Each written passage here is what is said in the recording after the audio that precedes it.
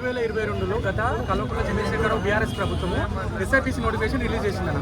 Notification వచ్చినప్పటి నుంచి ఇప్పటి వరకు అన్ని తప్పుల తడకతో నడుస్తున్న ఎస్ఐపిసి నోటిఫికేషన్ అన్న. దీని మీద ఒక 60 రకాల కేసులు పడ్డాయి. ఇంతవరకు న్యాయస్థానాలల్లో కోర్టులల్లో న్యాయస్థానాల్లో కేసులు ఉన్నప్పుడు ఎలాంటి జడ్జిమెంట్ కానీ ఎలాంటి ఫర్దర్ డిసిషన్ కానీ గవర్నమెంట్ తీసుకోవద్దు.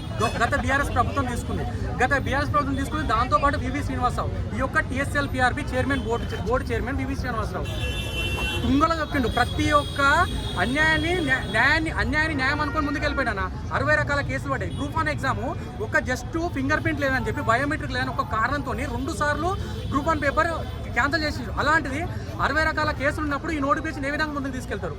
10 లక్షల మంది ఎగ్జామ్ రాసిరన్న. 10 లక్షల మంది అప్లై చేస్తే కేవలం 1,00,000 మంది మాత్రమే మెయిన్ ఎగ్జామ్కి అలవ్ చేసిండు. సో మీ ఒక్క ఎగ్జామ్కు UPSC కూడా 100 రూపాయల ఫీజు ఉంటుందన్న. మేము 3,500 కట్టినాం.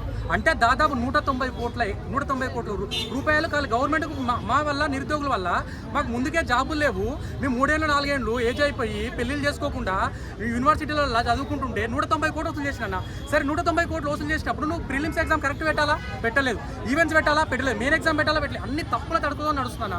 సో మేమనేది ఏంటంటే దీని మీద ఒక ప్రక్షాళన చేసి నిధి నిర్ధారణ కమిటీ చేసి న్యాయం మీద జరిగింది అన్యాయం మీద జరిగింది అని చెప్పి ఎలాంటి తప్పులు లేకుండా ఈ నోటిఫికేషన్ ముందుకు తీసుకెళ్ళాలి అని మేము కోరుకుంటున్నాం అన్న. గంతే.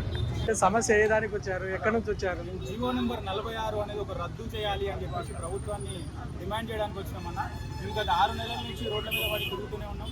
కనబడ్డ ప్రతి మినిస్టర్కి ఎమ్మెల్యేకి మేము వినతి పత్రాలు ఇస్తూనే ఉన్నాం. మేము దీనివల్ల చాలా వరకు నష్టపోయినాం. గ్రామీణ ప్రాంతాల వాళ్ళందరూ విద్యార్థులందరూ నష్టపోయారు. వెంటనే దీని మీద స్పందించి న్యాయం చేయాలని చెప్పేసి మేము డిమాండ్ చేస్తూ ఉన్నాం. ఈ సమస్య గురించి ఇప్పుడున్న గవర్నమెంట్లో ఉన్నటువంటి ప్రతి ఎమ్మెల్యే కూడా తెలుసు.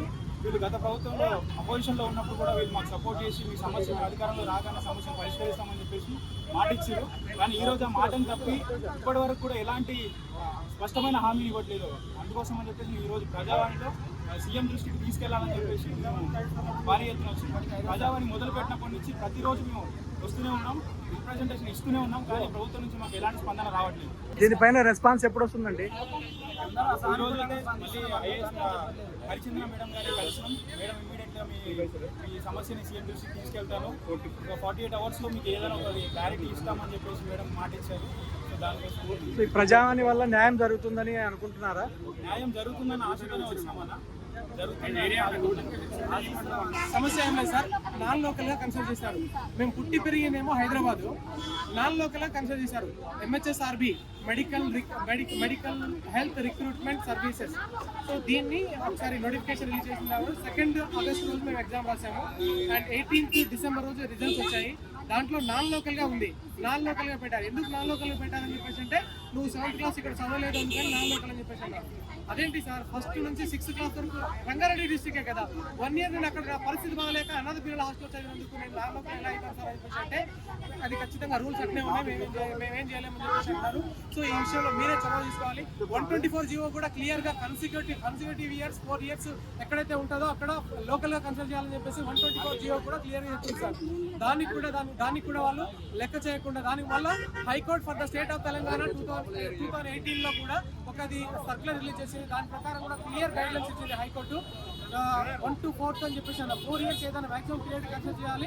మ్యాక్సిమం పీరియడ్ కన్సల్ట్ చేసి లోకల్గా కన్సల్ట్ చేయాలని చెప్పేసి ఉంది.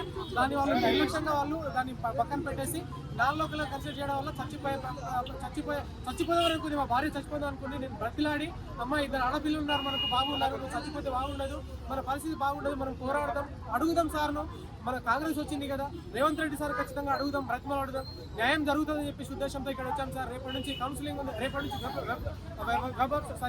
సర్టిఫికేట్ వెరిఫికేషన్స్ ఉన్నాయి వడ్లగూడలో. ఈ విషయంలో మీరే దయచేసి మా విషయంలో మీరే చొరవ తీసుకొని న్యాయం చేయాల్సిందిగా కోరుకుంటున్నాం సార్.